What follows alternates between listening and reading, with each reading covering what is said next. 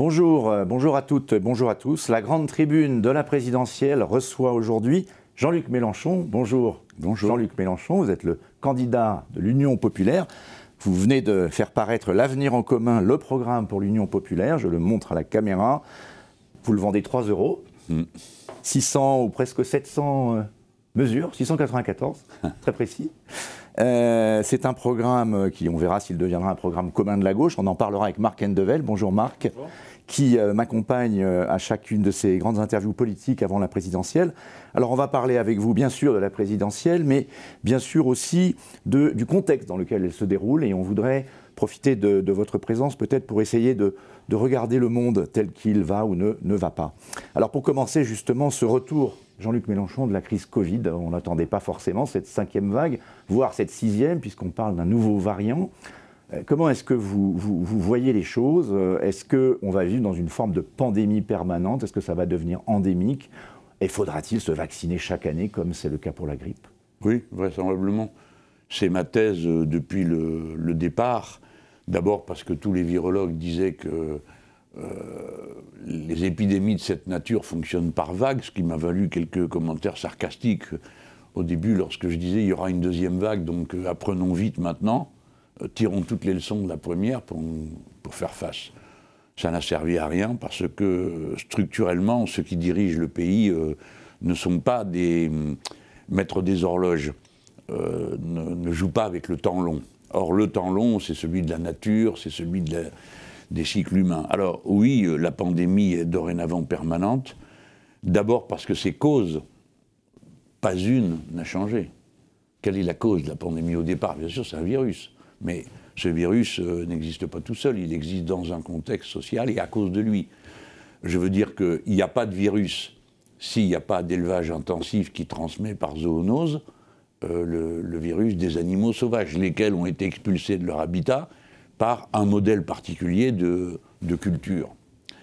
Voilà, donc le phénomène a une racine sanitaire, évidemment, écologique, évidemment, et au point de départ, social. C'est parce qu'il y a ce type d'occupation du sol qu'il y a ce type de transmission. Et depuis le début de la pandémie, j'achèverai là-dessus, pas une seule décision n'a été prise concernant les fermetures d'élevage intensif. C'est le contraire, ça continue. Et on vient d'avoir cette semaine une nouvelle démonstration, puisque la grippe aviaire apparaît en France dans un élevage de 160 000 poules. Peut-on appeler ça encore un élevage? Pas plutôt une usine. Les fermes-usines sont une des causes essentielles des pandémies. Et comme le modèle capitaliste de l'agriculture ne changera pas, donc la pandémie sera permanente. Voilà. Peut-être pour continuer sur cette élection présidentielle, va se dérouler donc en pleine nouvelle épidémie, probablement, malheureusement. Qu'est-ce que vous pensez, vous? Est-ce que le pass sanitaire reste une bonne solution pour éviter de fermer les frontières? On voit que certains pays commencent déjà avec ce nouveau variant à refermer les frontières, avec un vrai danger sur une rechute de l'économie. Qu'est-ce qu'il faudrait faire? Et puis il y a cette question majeure de la vaccination dans les pays pauvres, les pays en voie de développement, parce que pour se débarrasser d'un tel virus, il faudrait vacciner 7 milliards d'humains. Oui. Alors commençons par dire que le pass sanitaire n'a jamais été une protection et ne le sera jamais. Pourquoi? Parce qu'il a été imposé en France pour obliger les gens à se vacciner, alors que la consigne mondiale est que la vaccination ne peut pas être obligatoire. Je ne porte pas d'appréciation sur tout ça, je pars des faits. Dès lors que l'Organisation mondiale de la santé dit qu'on ne doit pas obliger, mais convaincre, non pas contraindre, mais convaincre, si le résultat n'est pas à la hauteur des espérances, on s'en prend aux pas convaincants et pas aux pas convaincus, normalement. Hein. C'est pas ce qui se passe. Bon, alors le pass sanitaire, pourquoi n'est-il pas une bonne solution? C'est qu'il vous donne l'illusion de la sécurité. Parce que pour avoir le pass sanitaire, il faut vous vacciner. Tournons pas autour du pot. Les tests, ça n'est pas dans vos moyens ni dans les miens de faire un test tous les jours à 40 €. Bon, donc c'est pas possible. Donc la seule solution pour avoir le pass, c'est d'être vacciné. Or, la vaccination ne vous garantit pas de ne pas être contaminé. Et si vous êtes contaminé, vous êtes donc contaminant pour les autres. Donc le pass sanitaire n'est pas une solution. Mais la vaccination réduit les risques de maladies graves. C'est certain, moi-même je suis vacciné pour cette raison. J'ai fait une évaluation rationnelle et je me suis dit, il vaut mieux pour moi être vacciné que de ne pas l'être. Mais pour autant, je sais que je reste en danger. Comme vous. Et là d'ailleurs, nous sommes dans une situation dangereuse. Bien. Le seul moyen que vous ayez, vous ou moi, de savoir à quoi s'en tenir, c'est de faire un test. Or, c'est précisément ce que le gouvernement a voulu rendre impossible en supprimant la gratuité. Donc la première des choses à faire, c'est la gratuité, le retour à la gratuité du test, notamment à la veille des réveillons. Vous savez que c'est quand même, si la France républicaine a un rite commun, c'est la trêve des confiseurs. Hein. Le réveillon, tout le monde le fait, quelle que soit sa religion. Celui de Noël et celui du premier de l'an. Et s'il y en avait un troisième derrière, il aurait lieu pareil. Bon. Donc, on va avoir des réunions de famille, enfin, toutes les choses normales de l'activité humaine. Mais il faut que chacun puisse se comporter responsablement. Comment pouvez-vous le faire si vous demandez 40 € pour vous assurer de savoir si vous êtes contaminé ou pas? Et surtout quand vous n'avez rien organisé pour faire face à une soudaine poussée. Mettons que tous les Français se disent « moi, je ne veux rien savoir, pour le réveillon, je veux mon test, hein, donc j'y vais ». Est-ce que vous pourriez tous être satisfaits 24 heures avant? Non. Donc rien n'est organisé, le foutoir est garanti, ainsi que la transformation en foyer de contamination des deux réveillons. Que faut-il faire à partir de là? D'abord commencer par, oui, fermer les frontières depuis les pays où la contamination est en fait. C'est une mesure de précaution élémentaire. Ça durera quelque temps, mais mieux vaut ça que de se retrouver face à une crise que plus personne ne maîtrise. Deuxième élément, enfin comprendre que prendre modèle sur des sociétés que l'Europe a tendance à mépriser ou à regarder de haut. Mais toute l'Afrique vit avec des pandémies depuis des générations. Et elle a donc appris à faire face par des précautions quotidiennes, par le lavage des fruits. Je m'en souviens, lorsque j'étais enfant, on nettoyait tous les légumes au permanganate de potassium, alors l'eau devenait violette, et nos parents nous invitaient à regarder ça, et comment on faisait, et tout ça.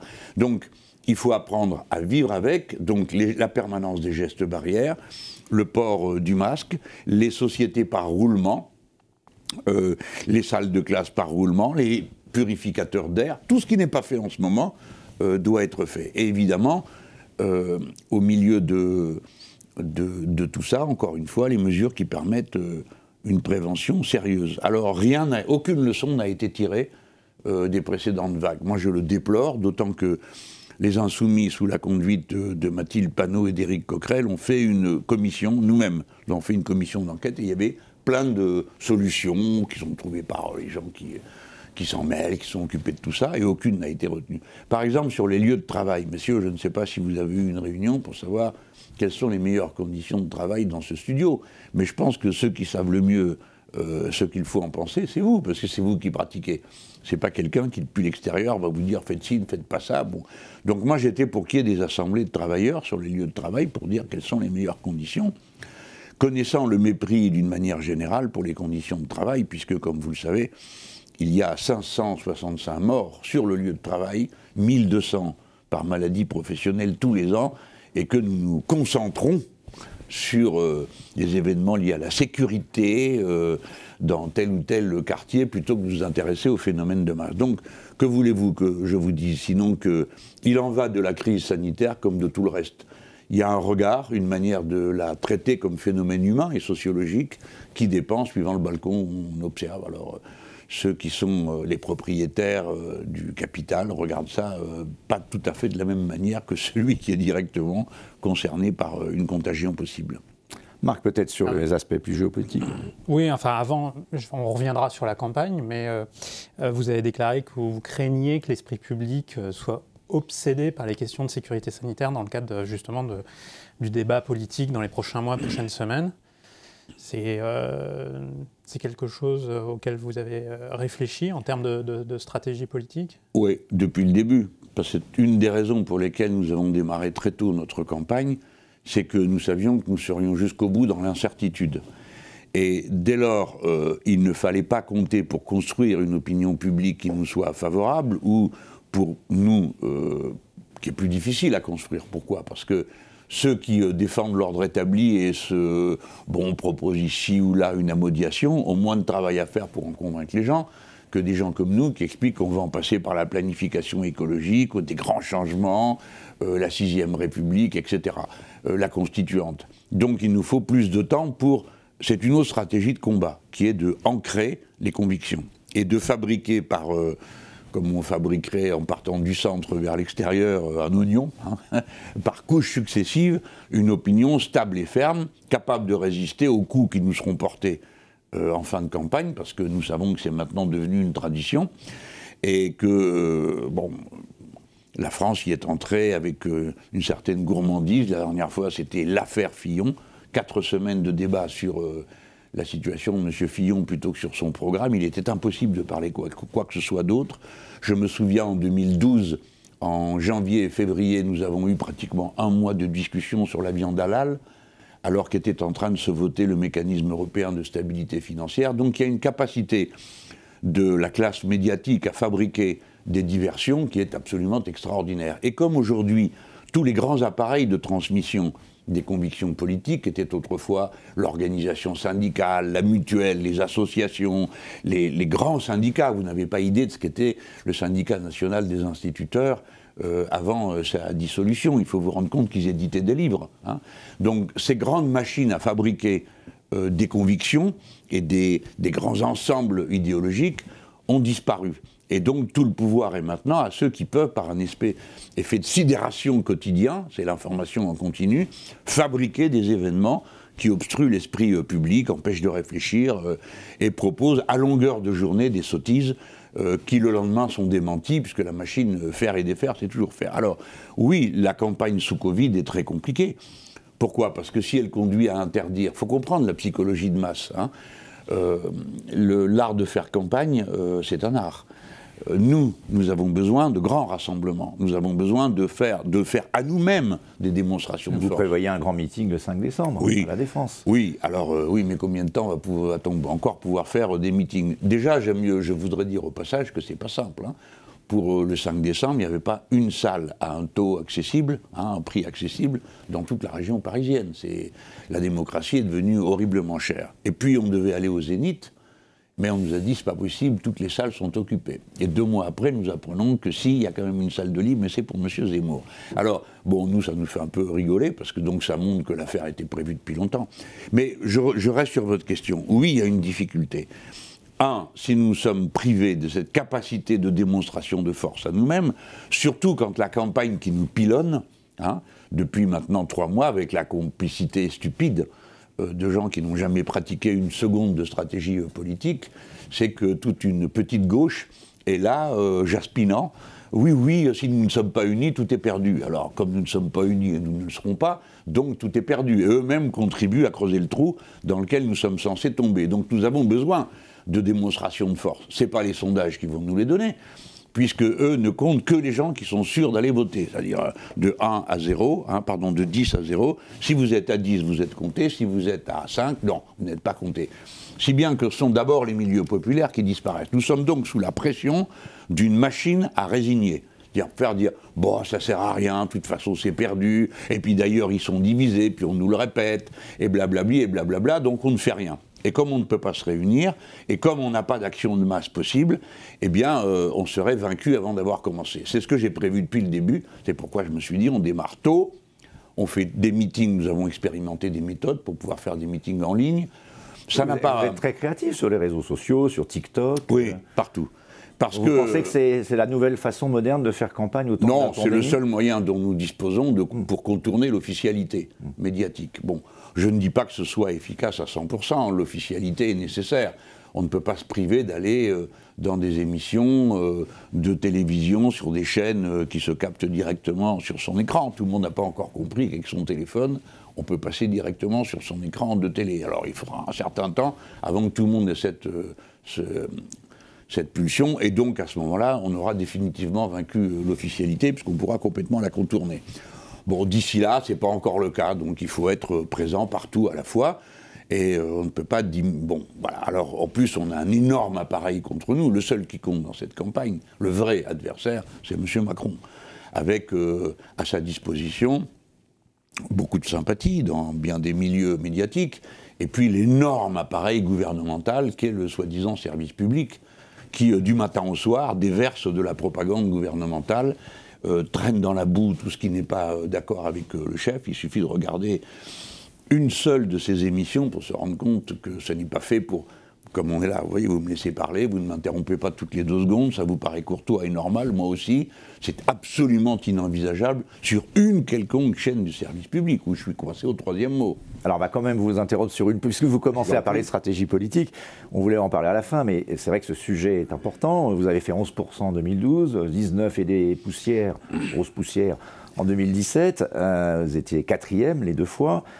Cette fois-ci, vous êtes en tête, vous allez sans doute virer en tête autour de 10 points selon les sondages, en tout cas vous êtes sur cette crête-là pour cette élection-là.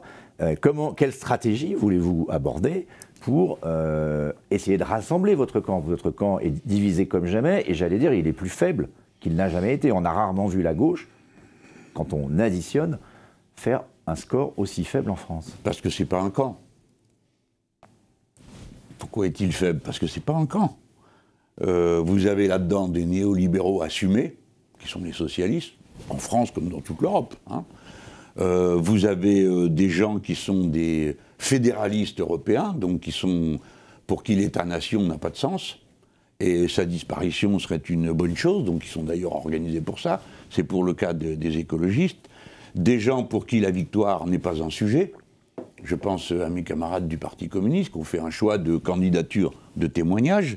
Donc tout ça ne fait pas un camp. Et d'ailleurs, tout ça, comme vous le dites vous-même, n'influence que finalement peu de monde. Mais ça, c'est d'après ce que les sondages nous montrent, c'est-à-dire d'après les gens qui sont décidés à aller voter. Les gens qui sont décidés à aller voter sont essentiellement les gens qui votent d'habitude.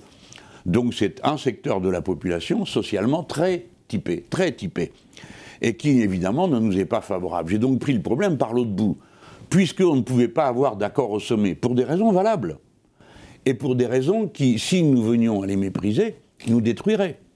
Supposez que je retourne m'accorder avec Madame Hidalgo pour dire, bon, mais pour qu'on s'accorde, il faut que je mette de l'eau dans mon vin. Donc, pas question de ceci, pas question de cela, pas question de changer les institutions, que les socialistes approuvent, pas question de rétablir tel ou tel impôt. Bon, bref, on ne parlerait de rien.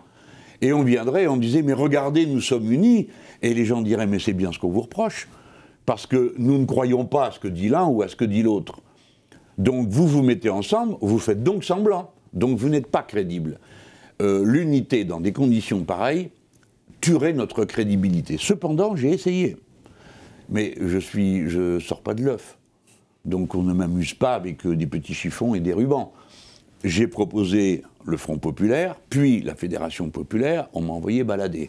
Nous sommes entrés dans les élections régionales et départementales en disant, puisque l'essentiel n'est pas engagé, les institutions, l'Europe et les finances, faisons des listes communes. On m'a également envoyé non seulement balader, non seulement, quand j'ai proposé au Vert, toutes les têtes de liste, sauf une pour nous, non seulement ils nous ont envoyé balader, mais ils nous ont même exclu des listes, ce qui fut le cas dans la région PACA, où le danger d'extrême droite était le plus grand. Ça ne les arrêtait pas, et dans leur sectarisme. Donc j'ai parfaitement compris le message.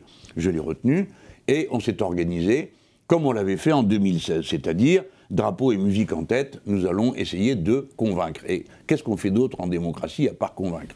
Et la bonne chance qu'on a eue, la méthode a été assez joliment jouée par nous, et en particulier par Manuel Bompard, qui est le directeur de la campagne, c'est qu'il fallait faire la preuve que ça avait un sens majoritaire, l'Union populaire. Il a donc décidé d'utiliser l'outil qui est cru par les médias comme étant la vérité à l'état pur, de faire des sondages. Donc il a fait faire des sondages sur toutes les mesures, les principales mesures du programme. Et là on découvre des 70%, 80% favorables. Donc la question qui se pose n'est pas l'unité des étiquettes et des logos. La question qui se pose, c'est pourquoi, alors qu'on a un programme dont le contenu est approuvé par une telle majorité de Français, cette majorité ne se constate pas d'ores et déjà dans les programmes. Et c'est là que va être toute la difficulté de notre travail. Donc, dès le mois d'août, j'ai annoncé. En plus, moi, c'est toujours simple avec moi, j'écris tout ce que je pense et je raconte dans les discours tout ce que je fais. Donc, aux amphis d'été, j'ai expliqué comment on allait s'y prendre. J'ai dit, plus il y a une abstention forte, moins c'est bon pour nous. Moins il y a d'abstention, meilleur c'est pour nous. Et dans les quartiers populaires. Donc, nous avons concentré toute notre logistique sur les caravanes dans les milieux populaires, le porte-à-porte en milieu populaire, la création de référents par immeuble, partout où on peut, de gens qui se déclarent comme ça. Voilà ce qui est notre stratégie de campagne, faire voter les milieux populaires. S'ils votent, notre chance est immense de gagner. C'est-à-dire d'arriver au deuxième tour et ensuite advienne que pourra. S'ils ne votent pas, nous sommes perdus. Justement, pour la qualification stratégique au second tour, vous pensez que les forces, et comme les écologistes, seraient capables de se retirer si vous êtes en première position, dans la dernière ligne droite? Je ne sais pas, j'y compte pas. Je sais qu'ils ont été capables de le faire pour les socialistes, mais il y a eu une telle diabolisation à dessein. Nous étions les plus forts, il fallait donc créer une ambiance. Alors j'ai été personnellement diabolisé de toutes les manières possibles. Sur 40 secondes dans une perquisition, on a eu droit à mes yeux exorbités, sans qu'une seule fois quelqu'un se soit demandé si c'était normal qu'il y ait 100 personnes qui nous perquisitionnent, sans qu'une seule fois on se soit demandé ce que cet homme m'avait dit, qui était d'ailleurs d'extrême droite. Le gars que vous voyez avec sa barbe, c'est un type d'extrême droite, on sait qui c'est. Alors, maire, justement, est-ce que vous n'êtes pas un peu, moi je vous ai vu dans plusieurs émissions, dans des grandes chaînes, ouais. Est-ce que vous n'êtes pas un peu dans une stratégie de dédiabolisation? Est-ce que le Jean-Luc Mélenchon qu'on voyait, le couteau entre les dents, le Che Guevara, enfin non, ça c'est Bruno Le Maire sur les salaires, donc en tout cas le Jean-Luc Mélenchon, effectivement, qu'on a connu, est-ce que vous n'avez pas déjà mis de l'eau? C'est plus le un peu bruit et d'eau la dans votre fureur. vin? Est-ce que vous n'êtes pas dans un dialogue, notamment je pense sur l'économie, on a vu plusieurs débats où vous avez parlé à des chefs d'entreprise, de PME, industriels, et il y avait un vrai échange, y compris sur des sujets où ils n'étaient pas forcément d'accord, mais où vous aviez un vrai échange et vous avez expliqué, comme vous connaissez la filière bois, etc. Oui, pas mal en plus. Est-ce que c'est une stratégie de dédiabolisation non, de votre part? Non. Un peu quand même. Non, parce que d'abord je ne suis pas ma caricature, pardon de vous le dire. Mais comme on n'a jamais, beaucoup n'ont pas vraiment fait attention, ni à d'où je venais, qu'est-ce que j'ai fait, et comment j'évolue. On s'est arrêté à des effets de tribune, parce que c'est normal en plus, si vous voulez. Vous êtes un peu un tribun. Pas un peu, beaucoup, puis j'en suis fier. Non, mais j'en suis fier. C'est ma tradition historique. Alors des fois, je me perds et je surestime la culture de mes adversaires. Quand je dis ma personne est sacrée, pour moi, qui ai fait du latin, qui ai étudié la situation, la civilisation romaine, je m'identifie au tribun du peuple. La République, c'est moi. Ben oui, c'est le tribun du peuple.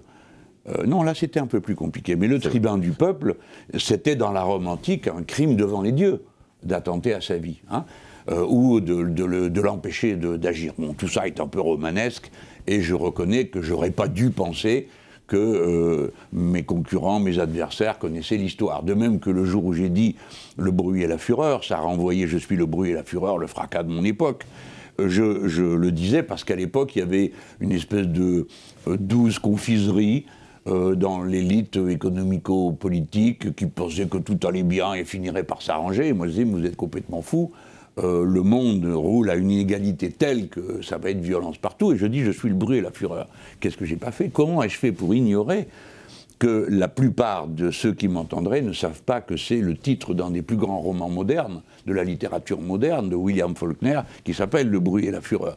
Et c'est tiré d'un vers de Shakespeare. Je croyais que c'était su dans ceux qui ont... Mais personne n'en sait rien.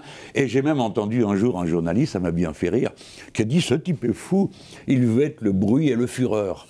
Alors je me suis dit, bon là on a touché le fond, mais ça m'a fait rire. Alors voilà, après le temps passe sur tout le monde et sur moi aussi. J'ai 70 ans, attendez-vous moi à me voir faire des sauts périlleux arrière.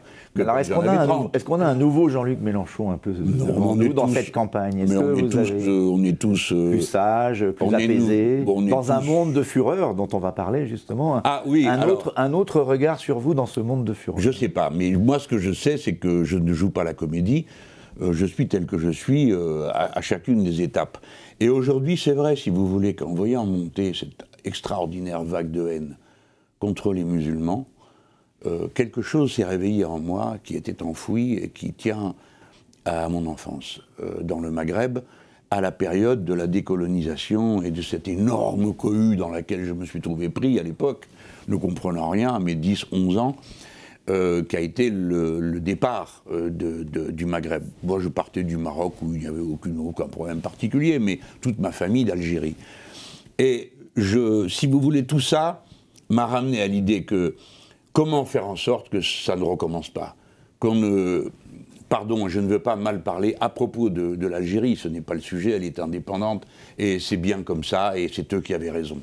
Mais je ne veux pas qu'on retrouve dans ce pays les doses de haine que j'ai pu voir se créer par des gens qui étaient braves, les miens, ma propre famille, les hommes qui étaient mes modèles d'esprit d'aventure, d'entreprise, qu'ils avaient tout d'un coup se transformant dans ces gens hargneux, contre lesquels, heureusement, j'ai été protégé par mon éducation. Mais je ne veux pas que ça recommence ici. C'est-à-dire que des jeunes gens qui ont 10 ans, 11 ans, 12 ans, se sentent rejetés par la communauté nationale, comme nous l'avons été, nous, jeunes pieds noirs, quand nous sommes arrivés ici. Bon, c'était l'horreur, quoi. Ils nous prenaient tous pour des colons, ils nous insultaient, enfin, c'était affreux. Donc, je ne veux pas ça. Et oui, ça me rend plus... ça me pousse à dire, doucement, mollo, là, vous êtes en train de sortir du cadre. Il faut apaiser. Oui, plutôt. C'est un mot qu'on ressent dans cette campagne. Hein. Moi, entre ceux qui veulent diviser et ceux qui veulent... moi, je sens ça comme ça. Je sais que si vous laissez sortir cette patte-là du tube, vous ne la ferez plus rentrer.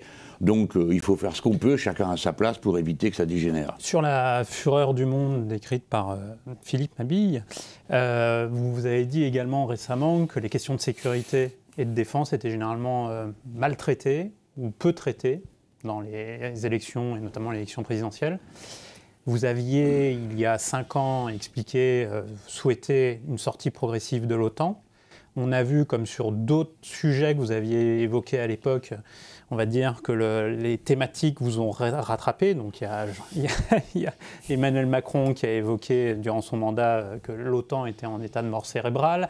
Il y a un premier débat, on va dire un début de débat sur la question de l'OTAN au niveau de la question des sous-marins français qui auraient dû être vendus en Australie. Donc on sent que sur plusieurs sujets, notamment sur les questions de défense et de sécurité, vous allez peut-être pouvoir porter ces questions-là davantage. En tout cas, ces derniers mois, si je reviens à la question de l'OTAN, dans les milieux de défense, notamment français, la question est de nouveau sur la table.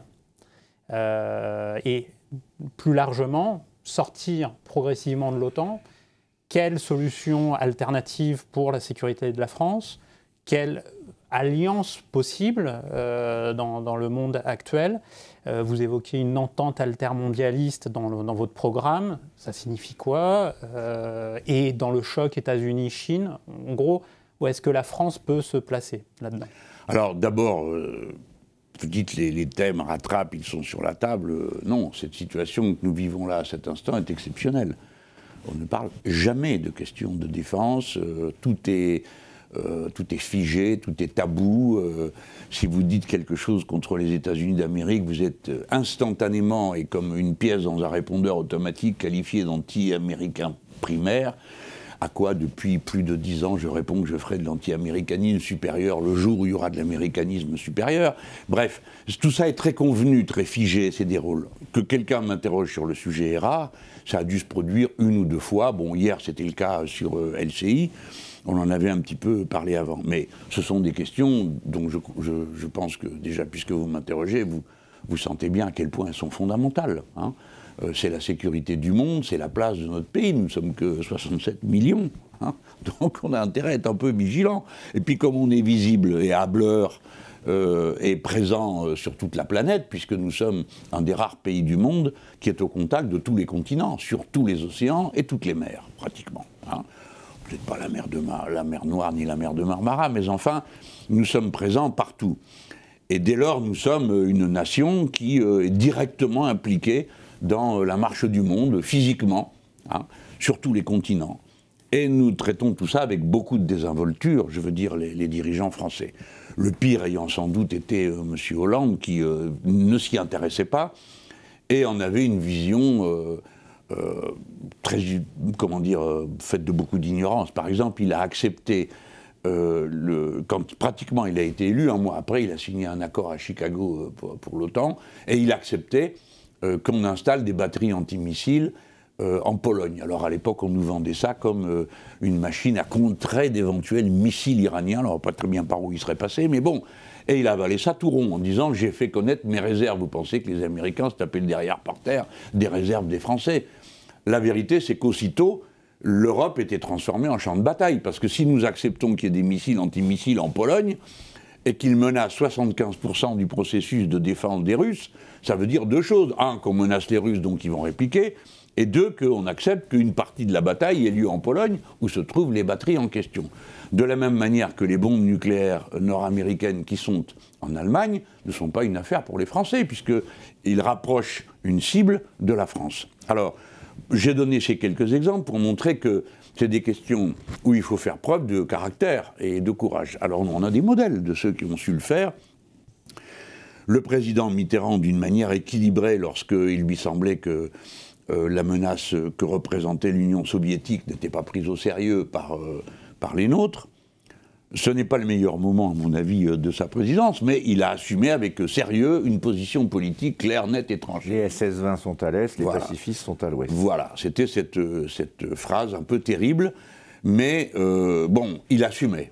Et donc, nous étions tous dans l'obligation de dire si oui ou non on le soutenait. Le général de Gaulle, avant lui, a fait, alors ça m'ennuie un peu que ce soit moi qui cite le général de Gaulle, mais bon, telle est l'histoire. On ne va pas se fâcher avec Mazarin, ni avec Richelieu, donc on ne se fâche pas avec de Gaulle, c'est l'histoire. Voilà.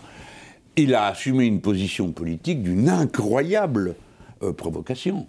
Quand il décide de créer la force nucléaire française et la dissuasion, tous azimuts. Aujourd'hui, personne ne se rend compte de ce que ça pouvait vouloir dire. Mais les journalistes lui disaient comment ça, tous azimuts, vous voulez dire aussi les Américains qui sont nos alliés? Et le général de dire, oui, quoi, tout le monde, tous azimuts, c'est tous azimuts. Bon, moi je partage cette position. La France se défend et défend ses frontières toute seule. Elle ne demande rien à personne.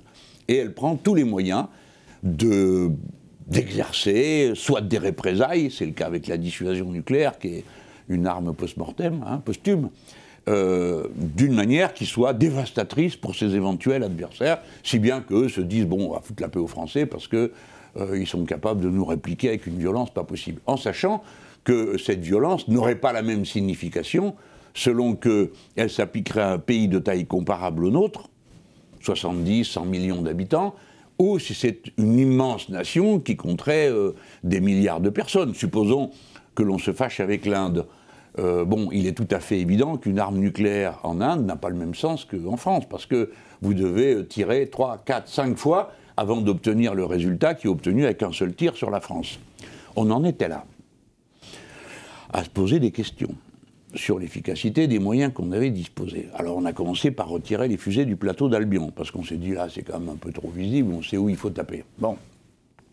On a gardé une force qu'on transporte par avion et une autre nucléaire, qui est sous la mer. Pardon, nucléaire dans les deux cas, sous la mer. Alors sous la mer, les avions, on se dit tous, ma foi, on croisera beaucoup les doigts pour qu'ils aient le temps de décoller et d'aller assez loin. Quant aux sous-marins, tout repose sur une chose, le fait qu'ils ne soient pas détectables. S'ils le sont, tout ce que nous avons en mer ne sert plus à rien. On en était là, de se dire, est-ce que nous avons de forts doutes sur le caractère indétectable des sous-marins français. Pardon d'entrer dans la technique, mais c'est d'elle dont dépend la sécurité du pays. Nous avons 4 sous-marins nucléaires qui lancent des sous-marins nucléaires qui tirent des charges nucléaires. Bon, c'est pas 50, donc notre capacité à nous cacher, elle repose sur la mer, pas sur nos sous-marins. Là-dessus, on apprend que les câbles sont des détecteurs. Là-dessus, on se demande si depuis l'espace, on n'arrive pas à voir.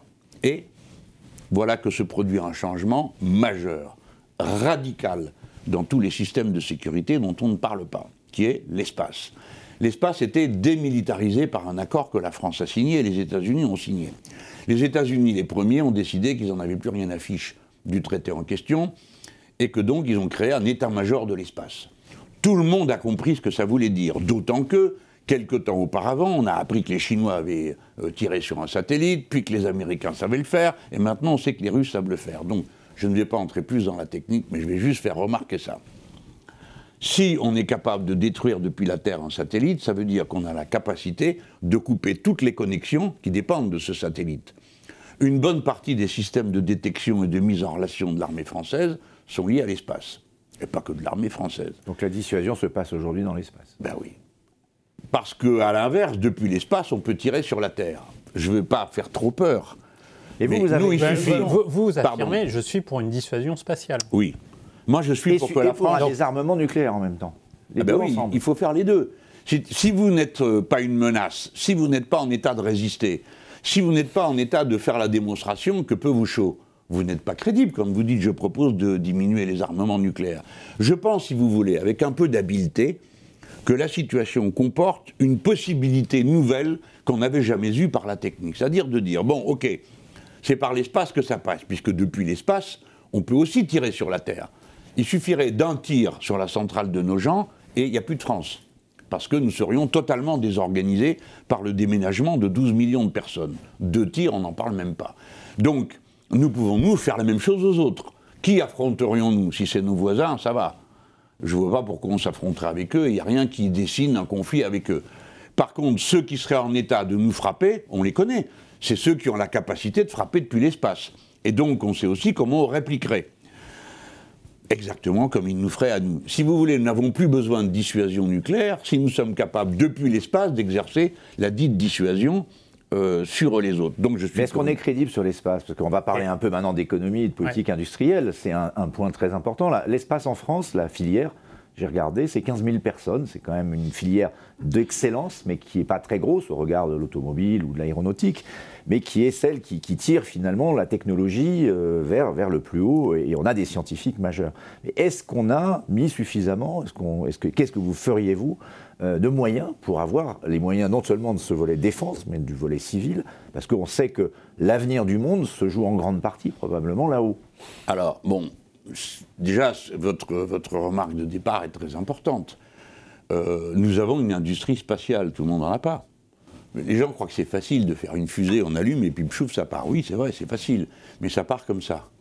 Donc la question technique a été réglée par nos scientifiques et nos techniciens, c'est la maîtrise des lanceurs. Voilà. Nous avons le 3e port spatial du monde, à Kourou, où nous tirons là de beaux engins, Ariane 5, bientôt Ariane 6, mais aussi des fusées russes qui sont installées là et qui font partie, quand vous venez voir Ariane Espace, on vous vend des fusées russes, hein, pour telle ou telle charge. Et puis des fusées italiennes. Donc les Italiens sont nos amis, c'est la nation sœur, vous le savez bien, de la France. Bon, déjà commençons par dire ça. On sait tout faire, d'un bout à l'autre de la chaîne. On sait même faire des missions dans l'espace lointain. Ça a été la fameuse mission Rosetta. Vous évoquez même d'éventuelles missions vers Mars dans le programme. Oui, pourquoi on ne le ferait pas? Tu vois, à Toulouse, on a fait le robot sur Mars qui va aller chercher. Oui, et le robot, il est très au point, les caméras sont françaises, l'appareil qui fait le laboratoire est français, bon, les Américains ont fait la fusée, ce qu'on sait faire aussi, et puis sinon, ils ont mis les décalcomanies. On va parler d'argent dans pas longtemps, mais vous mettriez de l'argent, beaucoup d'argent dans cette stratégie. Et quand on regarde, juste quand on compare les Américains, parce qu'on dit beaucoup, on est en train de décrocher, les Américains, leur modèle NASA Elon Musk a produit quelque chose qui n'était pas forcément prévu, mais un entrepreneur de l'espace. Non, je ne crois pas du tout à cette thèse. Mais je termine juste sur la remarque importante que vous avez faite au départ. Vous dites, c'est l'excellence et ça entraîne le reste. Enfin, un discours concret. Parce que le baratin sur l'innovation, alors ils sont là, ils sautillent, oui, il faut de l'innovation, et puis alors Jean Patou et Marie Chantal trouvent ça génial, mais quelle innovation? Pour faire quoi? Où? Dans quel secteur? Ils n'en savent rien, il faut innover. Voilà, tout ça est stupide. Nous avons besoin d'avoir une direction dans laquelle se fait l'innovation. Par la recherche fondamentale, mettez qu'il y ait une équipe qui trouve le moyen de refroidir les déchets nucléaires, on sera les rois du pétrole, même si on n'est que 67 millions. Bon, mettez que l'industrie spatiale continue et joue un rôle plus grand. Elle entraînera le reste de l'économie.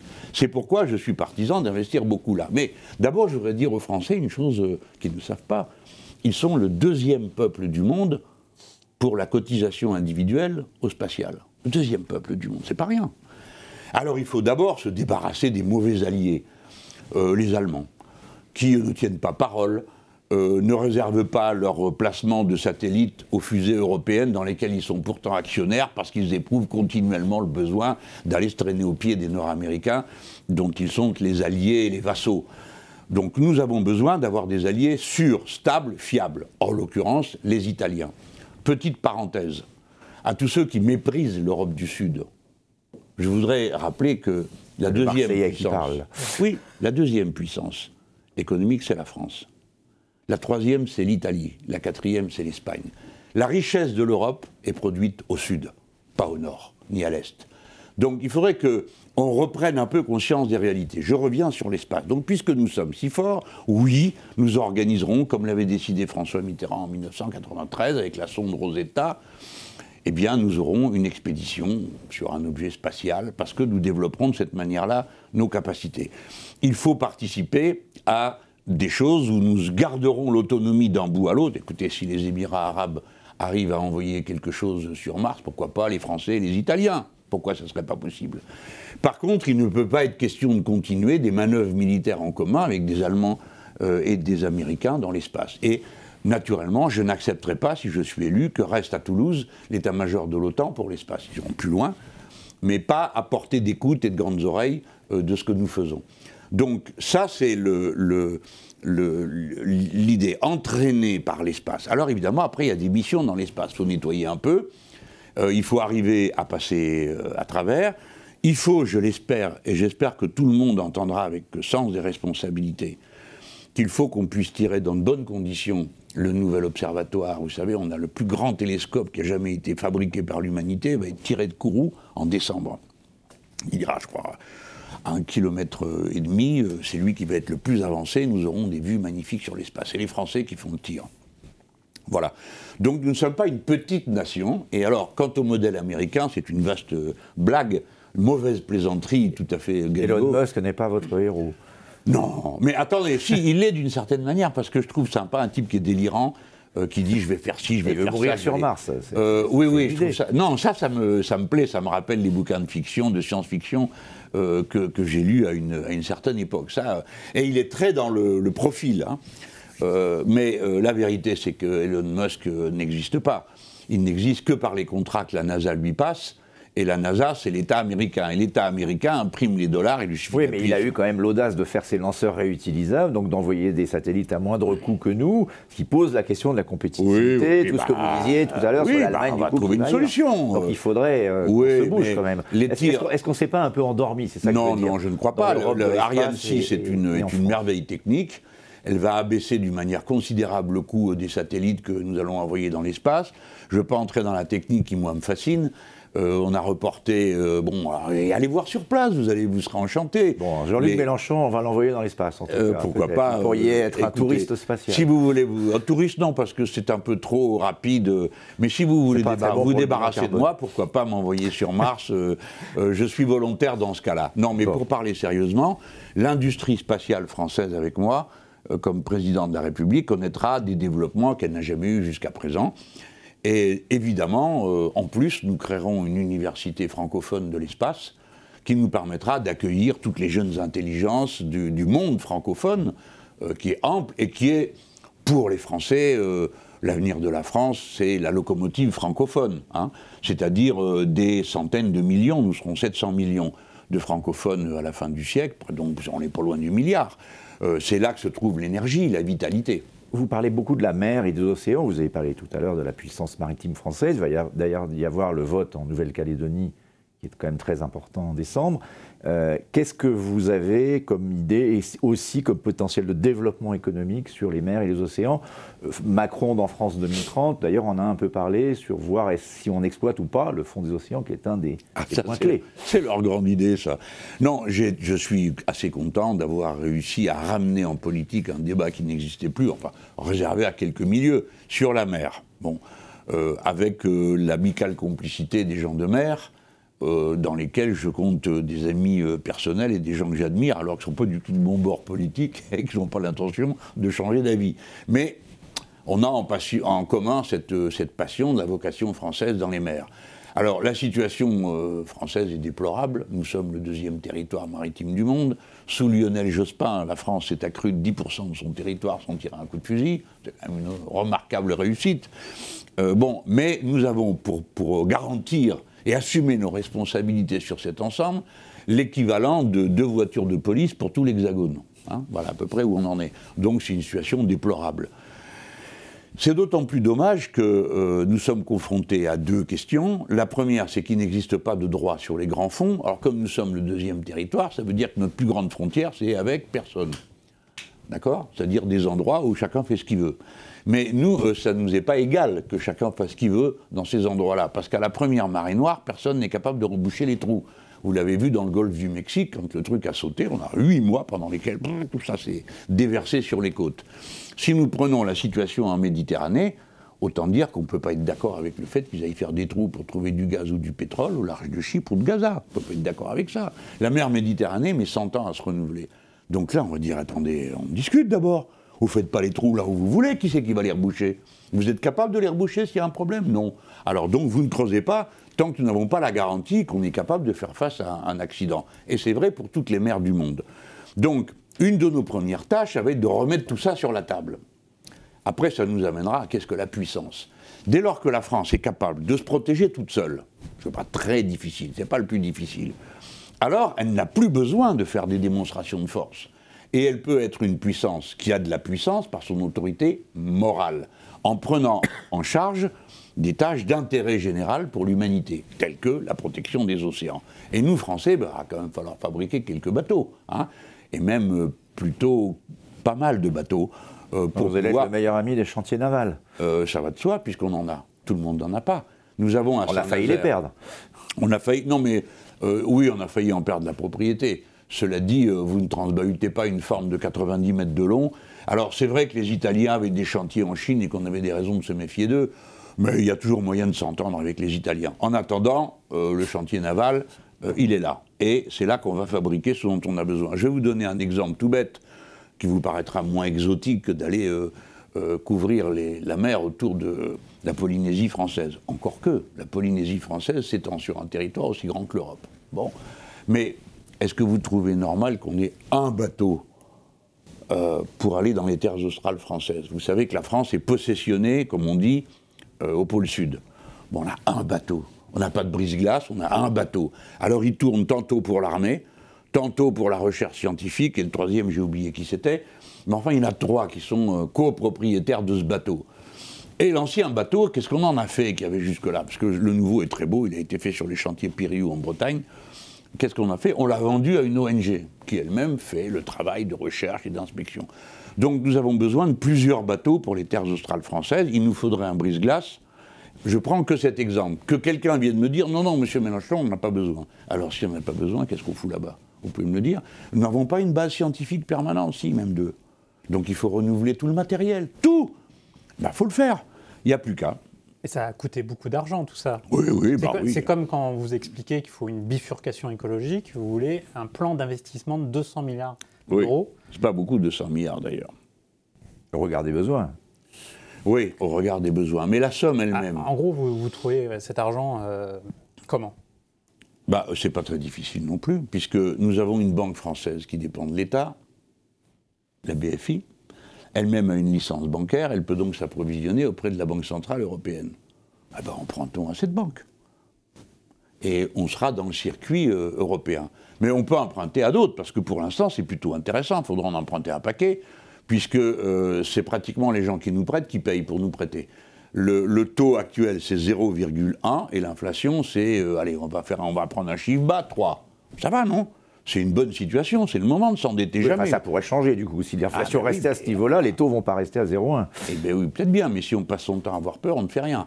Donc, attendons de voir la situation évoluer. Vous connaissez ma réflexion de fond sur le sujet de la dette. Je pense que personne ne la paiera jamais. Mais restons sur le niveau où on est aujourd'hui.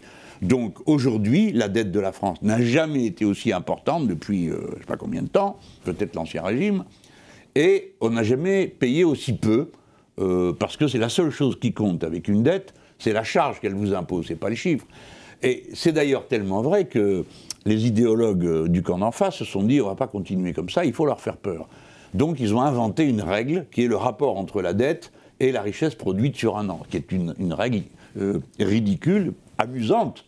Imaginez-vous qu'on calcule votre situation en prenant toute votre dette, si vous avez acheté votre appartement, votre voiture, hein, vous êtes endetté, et au lieu de regarder ce que ça vous coûte tous les mois et si c'est supportable compte tenu de votre paye, hein, non, on dira, ah ben là, ça représente 200, 300 fois votre paye annuelle. Vous êtes mort, vous appelez le SAMU et puis vous avez une crise cardiaque instantanément. Et c'est ça qu'on fait aux nations. Non, la France est en moyenne endettée sur 7 ans.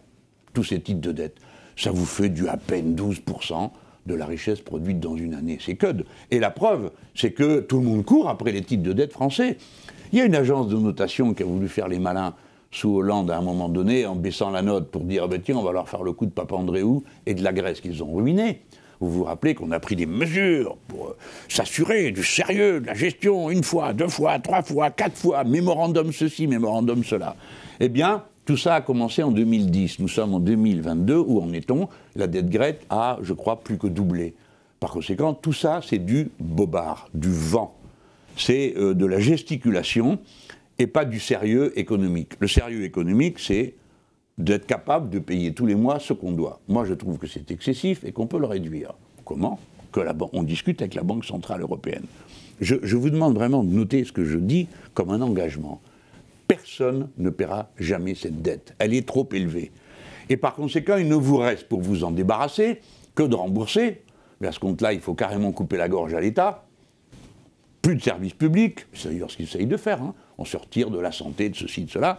Ou bien vous avez l'inflation, et si possible à un haut niveau. Si vous arrivez à 10% d'inflation, c'est pas mal. En 10 ans, il n'y a plus de dette. Bon, ça s'est fait après la guerre. Ça s'est déjà vu. Ça s'est déjà vu. Troisième hypothèse, vous faites la guerre, parce que vous détruisez beaucoup et vous fabriquez beaucoup. Ça s'est déjà vu aussi. Ça s'est déjà vu. Et puis sinon, vous faites le pire de tout. Vous appuyez sur le bouton et vous dites, vraiment, j'adorerais vous payer, mais je ne peux pas. Alors au revoir. POC, banqueroute. Ça, c'est pour les États. Le secteur le plus dangereux, ce n'est pas la dette de l'État, puisque tout le monde sait où il habite, et la France s'en ira pas, elle sera toujours là. Tandis que la dette privée, c'est une autre paire de manches. Alors elle fait plus que la production, la valeur de la production d'une année. Et quand une grande entreprise endettée ferme parce qu'elle a trop de dettes, c'est fini, tout simplement. Vous ne récupérerez jamais votre argent. Par conséquent, il y a une erreur sur où est le principal danger. Et si le principal danger, c'est la dette privée, il faut que vous ayez un acteur public capable de prendre la relève si jamais ça tourne mal. Donc, si vous ne vous occupez pas de savoir à quel niveau est la dette publique, vous ne pouvez pas venir à la rescousse si la dette privée vous écrase. On va prendre un exemple actuel. Qu'est-ce que vous faites? Qu'est-ce que je fais, si c'est moi le président de la République, quand on arrive au bout des prêts garantis par l'État et qu'il se trouve qu'il y a X entreprises qui ne peuvent pas payer? C'est l'État qui garantit, non? On peut dire, écoutez, c'est une erreur. Non, on ne garantit pas. Donc vous pouvez vous écrouler. Tout s'écroulerait en cadence, en domino, donc on paiera. Vous voyez pourquoi vous avez besoin d'avoir un acteur public qui soit prêt à réparer la seule chose que le capitalisme sait bien faire, c'est des dettes, parce qu'ils en font partout, parce que l'économie mondiale est un système de dettes, parce que partout, on ne se soucie plus de la rentabilité dans la sphère financière que dans l'économie réelle. Bon, voilà ma position. Donc je dis une chose simple, la dette Covid, elle est aujourd'hui pour l'essentiel, la valeur, pas la dette elle-même, la valeur est dans la caisse de la Banque Centrale Européenne. Je ne cesse de dire, cette dette-là doit être annulée. À qui ça coûte? À personne. À personne. Il n'y a pas un investisseur privé qui serait floué. C'est dans la caisse de la Banque Centrale Européenne. Donc c'est, comme tout le monde le sait, un prêt de la Banque Centrale Européenne ne recouvre aucune valeur matérielle au départ. Il vous prête, vous construisez une maison pour dire, c'est pas une maison, mais il y a une valeur en face du signe monétaire. Donc là, vous avez le titre de dette, il est à la Banque Centrale Européenne, on le met à la poubelle. Alors si, pour vous rassurer, on va dire, on va mettre, elle est perpétuelle et à taux zéro. Tout ça, c'est du baratin, mais ça permet que ça reste dans le bilan de la Banque Centrale Européenne. C'est un peu ce que dit Christine Lagarde, parce qu'elle dit qu'elle ne remontera pas les taux de sitôt. Donc elle revient finalement, elle fait du mélenchonisme. Mais je ne sais pas ce qu'elle fait, mais je suis sûr d'une chose, c'est que... c'est ce qu'elle a dit. Oui, en attendant, nous, on pourrait aussi décider de ne pas payer. Alors, pour revenir sur l'écologie... Vous n'avez pas fait attention à la fin de ma phrase, là. Si. D'accord? Moi, je suis pour la dissuasion. Dans l'espace et aussi sur Terre. Si nous devions être pris à la gorge, la France d'abord, la dette après. Et je rappelle que nous disposons, nous aussi, d'une arme extraordinaire qui est de dire nous ne pouvons pas payer. Moi, je ne suis pas Tsipras. Tsipras a choisi de céder alors qu'il était en état, du fait du mécanisme européen de stabilité financière, de se faire respecter. Il ne l'a pas fait, c'est son affaire. Mais s'il avait dit, mesdames, messieurs, je ne peux pas payer, Eh bien, la banqueroute grecque coûtait 45 milliards à la France et 65 aux Allemands. Vous imaginez que les Allemands vont aller donner 65 milliards? Ils se seraient traînés à genoux dans le couloir pour que M. Tsipras revienne à la table et discuter avec eux. Pardon, j'utilise des formules imagées, mais c'est pour dire qu'il faut arrêter de croire que l'économie est seulement une science. C'est un rapport de force, c'est un rapport social. De toute façon, ça, on ne le saura pas, sauf à le vivre, et on n'en est pas encore tout à fait là. Revenons sur les investissements de la transition écologique. Vous êtes pour une planification écologique, Marc en a parlé un peu tout à l'heure. La question de son financement, évidemment, est clé. La question aussi de cette méthodologie. On aimerait en savoir plus. Comment vous y prenez? Qu'est-ce que ça veut dire, la planification écologique? Vous voyez que vous allez devoir embarquer, bien sûr, du point de vue de l'État, mais tous les acteurs, les citoyens, les consommateurs, les entreprises. C'est quoi cette planification? Vous avez un ministère de la planification. Comment ça fonctionne? Alors, bon, commençons par dire que le mot planification a été choisi à dessein pour que ce soit un mot obus. Hein, ça fait parler. Au début, ça faisait beaucoup parler. Maintenant, c'est devenu plus banal. Hein. Mais alors, on me répondait, c'est le Gosplan. François Bayrou s'occupe du plan maintenant. Oui, Bayrou s'occupe du plan. De Gaulle a créé le plan. On voit bien qu'il n'a pas de, il n'a rien de soviétique. Donc mais bien ça sûr. Rien de... Mais si vous voulez, c'est surtout. Après, c'est qu'est-ce qu'on met dans le plan. Mais bien sûr. Et comment on l'applique. En plus, c'est le capitalisme qui a inventé le plan, c'est pas les socialistes. Ils n'avaient aucune idée sur la manière de gérer l'économie planifiée soviétique. Mais je le dis parce que c'est amusant de disperser un peu d'ignorance. Les gens qui croient que le plan est une invention des soviétiques se fourrent le doigt dans l'œil. C'est Ford qui a inventé la planification. Alors, j'aurais pu appeler ça... Pourquoi un plan et qu'est-ce que ça... Parce qu'on a besoin, pour un changement pareil, de visibilité. Vous ne pouvez pas dire, bah écoutez, chacun fait comme il le sent et moi, l'État, je fais comme ça. Non, il faut associer tous les acteurs. Je ne suis pas partisan dans le cadre d'un mandat de 5 ans, je ne suis pas partisan de la collectivisation de tous les moyens de production, ce n'est pas ma position politique. Ce qui est décrit dans ce programme, c'est une économie mixte. Alors les uns vont trouver ça insuffisant, et les autres vont trouver que c'est déjà trop. C'est une économie mixte. Donc, il faut donner de la visibilité à l'entrepreneuriat privé et aussi à l'État. Donc il va engager des dépenses, et on va le faire évidemment par secteur. Il y a des priorités. Si on veut réduire le recours aux énergies carbonées, si on veut se battre pour un traité de non-prolifération des énergies carbonées, bah, il faut passer à autre chose. Mais cette autre chose, c'est pas, on ne claque pas dans les doigts, il faut le fabriquer. Alors il faut faire des éoliennes en mer, parce que sur Terre, c'est des histoires à n'en plus finir. Il nous faut utiliser la géothermie, il nous faut travailler sérieusement à utiliser la puissance de l'océan. Je trouve incroyable qu'on n'en parle jamais, mais il y a plusieurs plans d'autonomie où c'est comme ça. Vous savez où est la plus grande clim du monde? Elle est en Polynésie française. C'est un système qui prend l'eau froide, qui joue avec l'eau chaude, tout ça plouffe, dans la mer. Et ça sert pour un hôpital très important. Donc on sait le faire. De même que les machines qui utilisent la houle, on sait le faire. Dans la mer, vous avez 44 fois la puissance dont on a besoin sur Terre. Donc ça va. Ou 60 fois, je ne me rappelle pas le chiffre exact, une fois c'est un 4, une autre fois c'est un 6, pour la France c'est 4 fois, donc ça va, il y a de la réserve. Et puis, il y a les fleuves, l'eau qui coule de partout, dans toutes les rivières de France, et puis combien d'autres. Donc, les hydroliennes sont des machines, il faut fabriquer tout ça. Vous avez déjà une entreprise qui transforme les anciens moulins en petites centrales électriques. Et puis, il y a les techniques de demain, je dis à EDF, et je leur répète, que nous sommes un certain nombre à surveiller ce qu'ils font, parce qu'ils avaient une chaîne, ils avaient fabriqué la première chaîne de panneaux qui fonctionnent à la luminescence. Vous n'avez pas besoin de soleil. Il suffit qu'il fasse jour. Hein. Ils ont fermé cette chaîne et les brevets, je les tiens à l'œil. S'ils les vendent à quelqu'un, on verra qui a vendu et à qui. Et je rappelle qu'il existe dans le code pénal de quoi punir ceux qui trahissent les intérêts de la nation, etc., etc. Je le dis pour créer une ambiance de travail. La rigolade est finie si c'est moi qui m'en occupe. Hein. Donc, on va développer tout ça. Et c'est comme ça, je parle de l'exemple... Et on sort du nucléaire. Ah ben bien sûr. Pour changer, parce que si vous dites je mets les investissements là, ouais. Vous dites je ne les mets pas là. Donc le nucléaire, pour vous, c'est une extinction... C'est une énergie du passé. Alors, quand on l'a fait, c'était bien. C'était bien. Puis on ne va pas jeter la pierre à ceux qui l'ont fait. Ça a été fait de manière remarquable. On a fait évoluer les brevets américains parce que le point de départ, c'est des brevets Westinghouse. Donc, on a changé tout ça. Très bien. Tout ça a marché un temps. Maintenant, on est arrivé au bout. On a 17 centrales qui ont déjà dépassé les 40 ans, pour lesquelles elles ont été construites Donc là, vous êtes en zone de risque. Ou alors on nous mentait avant, quand on nous disait 40 ans. Ou bien c'est après qu'on nous ment, quand on nous dit elles peuvent encore rester. Et puis on nous dit que ça coûte 80 à 100 milliards le grand recarénage. Les chiffres sont assez contestés. Hein.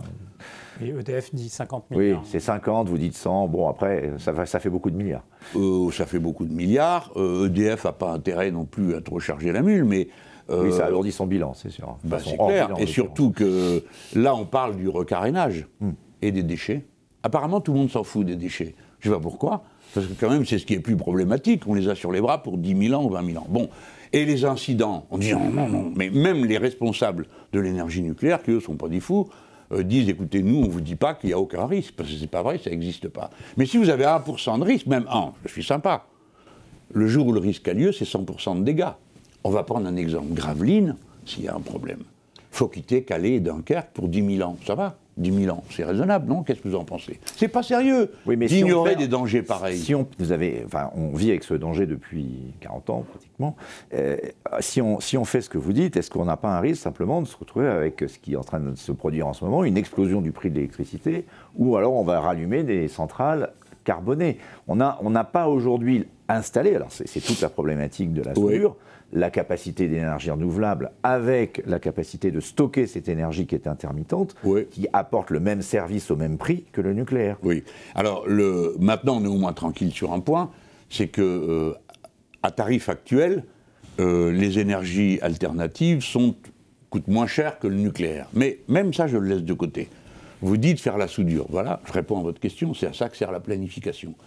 Il est évident, on me dit, vous voulez fermer ça en combien de temps? Ça dépend de l'urgence. Si c'est urgent, c'est en 5 heures. On appuie sur un bouton et ça s'arrête. C'est pas ça qu'on va faire. Bon, c'est pas ça qu'on va faire. Mais vous arrêtez. Vous êtes obligé d'arrêter certaines centrales, que ça vous plaise ou pas. D'abord parce qu'elles ont dépassé l'âge et qu'on fait toujours rien. Que le chef de l'État a inventé qu'il allait mettre des EPR partout. Mais ça marche pas, ça coûte plus cher et aucun délai n'est tenu. Et puis ces mini-centrales, attendez que les Français aient compris qu'on leur enlève les éoliennes pour leur coller des mini-centrales, vous allez voir comme ils vont être contents. Donc ça n'est pas raisonnable. Alors il faut remplacer progressivement, mais il faut remonter les manches pour que ça soit rapide. Les premières centrales qu'il faut fermer, c'est celles qui sont au-dessus des grandes villes. Je pense à la centrale de Nogent qui est au-dessus de Paris, à celle du Blayais qui est au-dessus de Bordeaux, peut-être sans doute aussi à celle de... etc. Et puis la plus vieille, le Bugey. Le Bugey, c'est Lyon et Genève. Les Suisses sont sympas, à intervalles réguliers, ils protestent. Et nous, qu'est-ce qu'on fait? Rien. Et les déchets nucléaires est aussi un problème gigantesque qui n'est pas chiffré honnêtement. Alors, je réponds à votre question. Il faut donc que la nouvelle énergie remplace progressivement l'ancienne. Il n'est pas question d'arrêter de tomber dans le noir. Par contre, je vais vous dire, ceux qui comptent sur le nucléaire en disant les énergies alternatives, elles sont intermittentes. Ah, mais ça, c'est des histoires. Tout le monde sait qu'il y a la nuit et le jour, on est au courant, merci. Mais qui va dire que, dans le cadre du réchauffement climatique, le refroidissement des centrales nucléaires se présente tout autrement? On a connu une situation où 4 réacteurs sur 10 ont dû être mis à l'arrêt, parce qu'on avait la conjonction des réparations pas faites à cause de la Covid et du réchauffement de la flotte.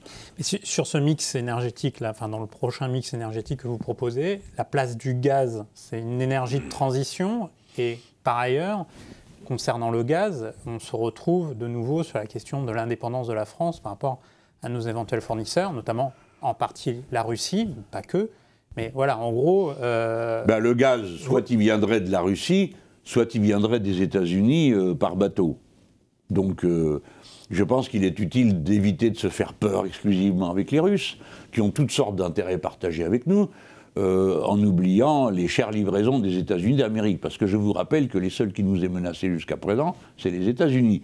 Car lorsque nous avons refusé d'aller faire leur stupide guerre du Golfe la deuxième fois, eh bien, ils ont décidé des mesures d'embargo contre les Français. Alors, tout le monde s'est dépêché de parler d'autre chose, mais en quoi ça a consisté? Embargo sur les pièces militaires. Notre porte-avions n'avait plus de lanceur, vous savez, la catapulte. Les pièces sont américaines. Donc, eux, ils considèrent que, vous imaginez qu'une catapulte, on renouvelle beaucoup parce que ça s'use, hein.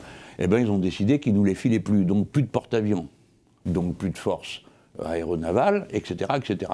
Donc sur le gaz, le mieux, c'est de se débrouiller sans personne, chaque fois qu'on peut. On ne peut pas toujours, et on ne peut pas tout le temps. Mais progressivement, on fait ce qu'il faut. Si on a plus d'hydroliennes et d'éoliennes offshore en mer, Il n'y a plus de Russes et il n'y a plus d'Américains qui viennent nous dire ce qu'on doit faire.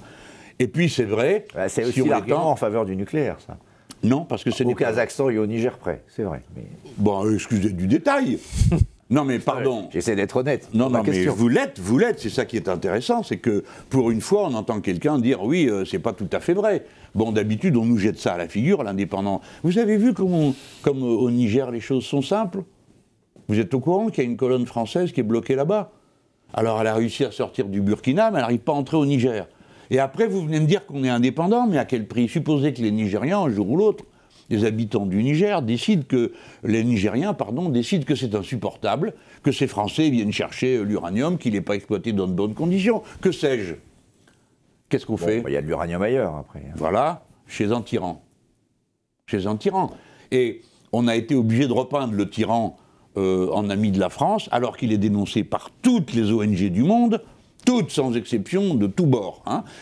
Et que notre président de République, M. Hollande, a été obligé de se déguiser avec un chapeau en moumoute et un manteau, parce que l'autre lui avait dit « vous allez mettre ça parce que vous êtes joli avec ». Donc il n'y a pas pour nous forme plus simple qui nous a été faite ce jour-là de démonstration qu'on dépendait de quelqu'un, qui pouvait nous imposer ce qu'il voulait, y compris de nous déguiser. Donc je demande qu'on arrête avec des arguments qui n'en sont pas. Nous ne sommes pas indépendants. Nous ne sommes pas hors changement climatique avec le nucléaire. Ce n'est pas vrai. Donc la raison veut qu'on fasse les choses dans l'ordre. Et c'est pour ça que je parle de planification. Pour les patrons et pour les industries, moi je suis une affaire formidable.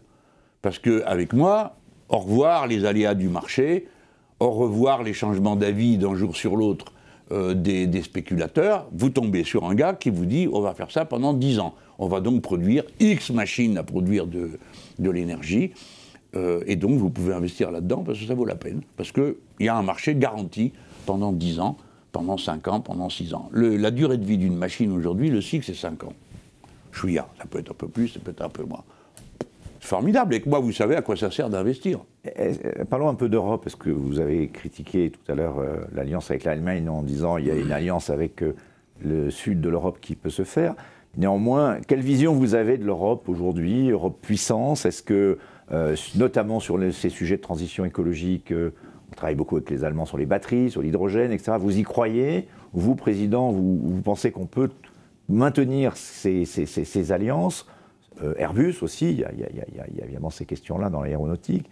Ou pas, vous avez dit sur le spatial, et on ne peut pas leur faire confiance. Moi, je suis pour la coopération internationale, donc je ne peux pas dire, je ne m'intéresse pas à une coopération qui existe. Hein. Cependant, l'Europe s'est mise dans une impasse toute seule. Personne ne l'y a mis. Elle s'est mise dans une impasse avec des traités qui lui imposent un régime unique, concurrence libre et non faussée, entre les États membres et avec le reste du monde. Par conséquent, la suite du piano mécanique est connue. C'est la destruction des services publics. Regardez par exemple ce que je viens de vous dire sur la planification. Si par exemple je décide que ce que je ferai, nous allons aller à la souveraineté alimentaire. Donc ça veut dire en France retourner à l'agriculture vivrière, pas au truc industriel. Bon il faudra bien qu'on crée un marché. Il faut bien que ceux qui font ça soient certains de le vendre à quelqu'un. Si nous décidons que toutes les cantines de France sont en bio et approvisionnées sur le marché local, vous tombez sous le coup de décisions des traités européens qui l'interdisent, parce que c'est contraire à la concurrence libre et non faussée. De la même manière, si nous interdisons maintenant même les glyphosates, je ne ferai pas la bêtise qu'on a fait à un moment donné avec les cerises, où on a interdit l'utilisation d'un pesticide, les autres ont dit vous faites ce que vous voulez, nous on vous vend des cerises qui coûtent moins cher, parce qu'on y va à mort sur les pesticides. Donc nous interdirons l'entrée en France des produits qui contiennent du glyphosate. Tout ça, ça va donner des tensions. Nous demanderons l'opt-out, qui est une version qui existe dans les traités européens. On sort de l'application du traité. Alors évidemment, comme c'est la France, c'est la deuxième puissance, il est temps de s'en rappeler, du continent. Et donc, il faudra parler. On parlera, on discutera, et on essaiera de trouver une solution. Mais ce que je dis, c'est que quoi qu'il arrive, le programme qui aura été décidé s'appliquera. Et il sera au pouvoir de personne de nous empêcher de le faire. À part des Français eux-mêmes, s'ils décident par le biais d'un référendum que Mélenchon doit rentrer chez lui, parce qu'il y a un référendum révocatoire. Vous avez en face de vous une Allemagne avec une nouvelle coalition, peut-être plus correspondant peut-être mieux à ce que vous pourriez vous allier avec eux. Il y a les Verts, il y a Ils ont aussi besoin d'une planification écologique. Ah oui, c'est clair qu'ils ont besoin de faire de la dépense publique. Les Allemands ont réalisé... Ils augmentent les salaires, même. Oui, ben, c'est très bien, parce qu'il était temps. Est-ce que finalement, le monde tel qu'il est en train d'évoluer, notamment l'Europe, ne rend pas plus possible votre programme qu'il n'aurait pu l'être dans le monde, le paradigme d'avant. En 2017, quand vous arriviez avec la hausse du SMIC, tous les patrons disaient « vous tuez l'emploi ».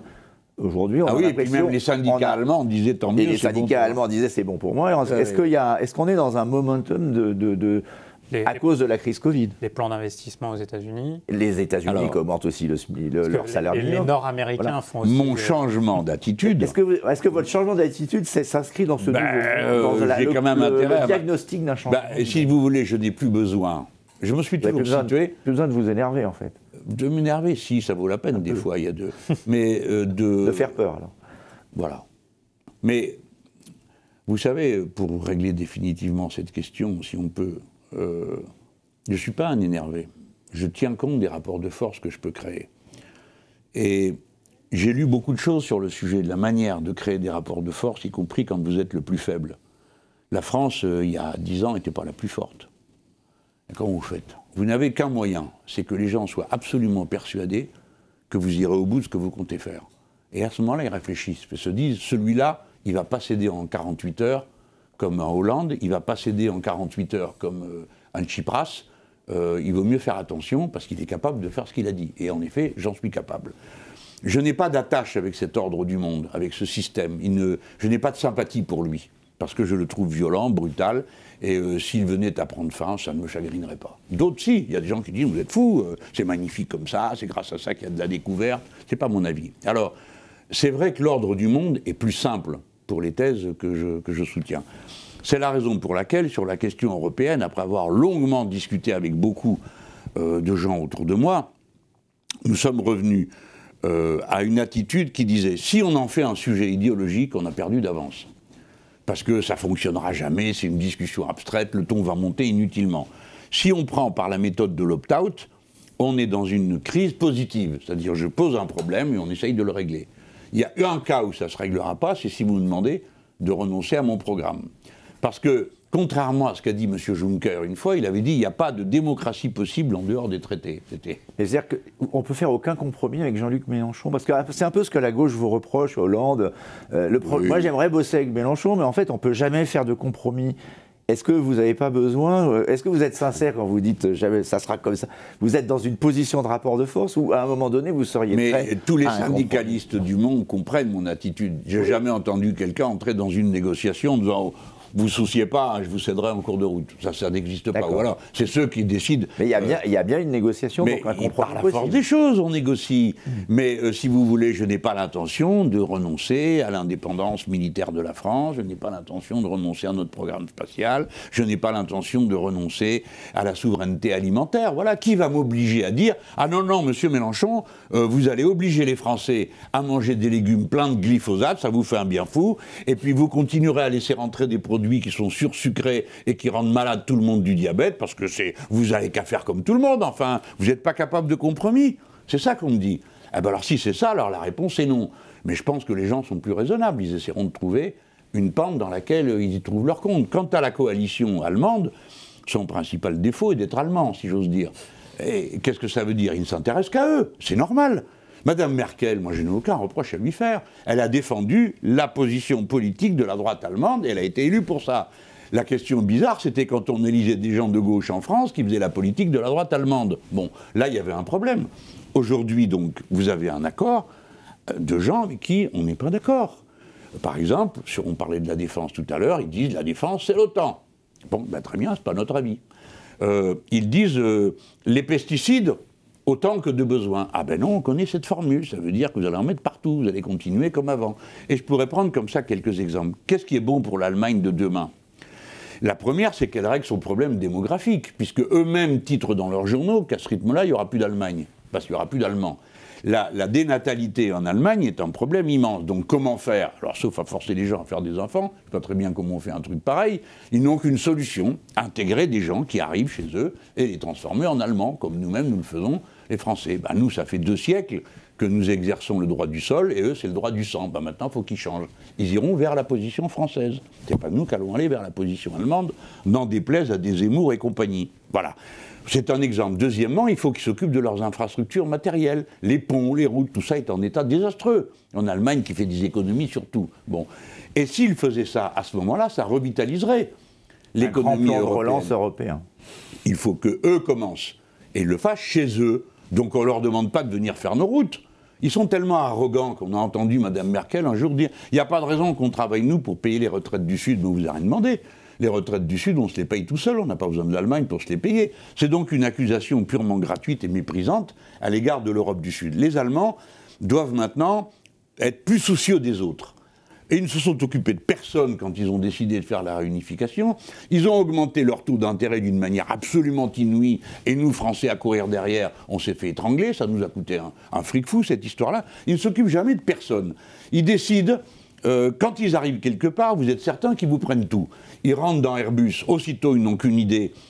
C'est transformer ça. Vous savez qu'on ne pourrait plus faire Airbus aujourd'hui, hein, parce qu'on ne pourrait plus faire les avances qu'on a fait autrefois. Autrefois, on payait d'avance des avions, ces avances remboursables. Hein. J'aime mieux vous dire que le remboursement, on l'a attendu un moment. C'est fini tout ça. On fait des fusées, ils sont avec nous, un jour ils payent plus que les autres, qu'est-ce qu'ils font? Paf, ils veulent arrêter le programme. Ça, c'est le comportement habituel des Allemands. On ne va pas leur reprocher. Ils se comportent comme des Allemands qui ont un programme politique annoncé et voté par le peuple allemand. Eux, quand les Allemands votent un programme, eh ben, ils l'appliquent. Ben, nous, la nouveauté, c'est quand les Français vont voter mon programme, nouveauté, il s'appliquera. Alors, Jean-Luc Mélenchon, pour conclure, est-ce que vous faites encore peur à la bourgeoisie? Qu'est-ce qui reste de Mélenchon qui fait peur? L'ISF que vous voulez doubler ou tripler? Et comment vous voulez le faire, d'ailleurs? Parce que vous savez, Mitterrand, qu'il avait fait le premier, il avait exonéré l'outil de travail. Si vous rétablissez l'ISF, est-ce que vous exonérez l'outil de travail? On va faire les choses raisonnablement, ne vous inquiétez pas. Mais on le fera progressivement, parce qu'il y a riches et riches. Hein. Par exemple, l'indemnité d'un parlementaire, moi, mon résultat mensuel, c'est 4 200 €. Je fais partie des gens, la petite catégorie de gens très bien payés de ce pays. Hein, une paye de cadre supérieur. Bon, cela dit, entre gens qui ont des sous, ça les fait rigoler. Un salaire de cette nature. C'est 2 fois le revenu moyen, qui est 2000 et des choses, d'accord? Donc il y a des écarts dans la fortune. Donc ceux qui sont tout en haut vont en effet payer beaucoup. Ça c'est clair, je ne veux pas le cacher. Donc s'ils veulent à tout prix avoir peur, qu'ils aient peur de ça. S'ils s'intéressent à leur patrie, ils pourraient avoir un peu moins peur. Surtout quand ils ont affaire à quelqu'un qui leur dit, voilà, nous planifions, nous prévoyons. J'ai la pratique de l'économie concrète, plus que beaucoup d'autres qui font des phrases. J'ai été ministre de l'enseignement professionnel. J'ai donc négocié avec à peu près toutes les branches patronales du pays. Le plus important, c'est pas les cotisations sociales, je sais pas quoi, les impôts, tout ça. C'est des histoires d'argent. L'argent, il y en a toujours. Ce qui compte, c'est ce que savent faire les gens. Et on négociait. Qu'est-ce qu'on mettait dans les diplômes? Qu'est-ce qu'on mettait dans les qualifications? Monsieur Macron a tout fait exploser. Hein. Donc, si vous voulez, ça ne sert à rien de négocier, pour la raison que vous n'êtes pas en état de négocier dans une entreprise, vous n'avez pas le rapport de force. Je rétablirai le principe de faveur. On a le droit de faire un accord dans l'entreprise que s'il est meilleur que la branche, et on a le droit de faire un accord dans la branche que s'il est meilleur que la loi. Voilà, ça c'est clair. Et pour le reste, je promets à tous ceux qui fabriquent quelque chose qu'ils auront la main-d'œuvre formée à haut niveau disponible pour le faire. C'est-à-dire un système d'enseignement professionnel dont je voudrais rappeler que je suis le seul à proposer que tous les élèves reçoivent une indemnisation dès leur première année égale à 1 000 €, de manière à ce qu'ils puissent faire que ça, étudier et être à bon niveau. On rétablira évidemment le bac professionnel en 4 ans, et ensuite tous les étudiants, donc inclus ceux qui sont BTS, ceux qui sont en IUT et dans toutes ces filières, parce que, vous savez, dans l'enseignement supérieur, ça ne se fait pas de le dire, mais tout est professionnel.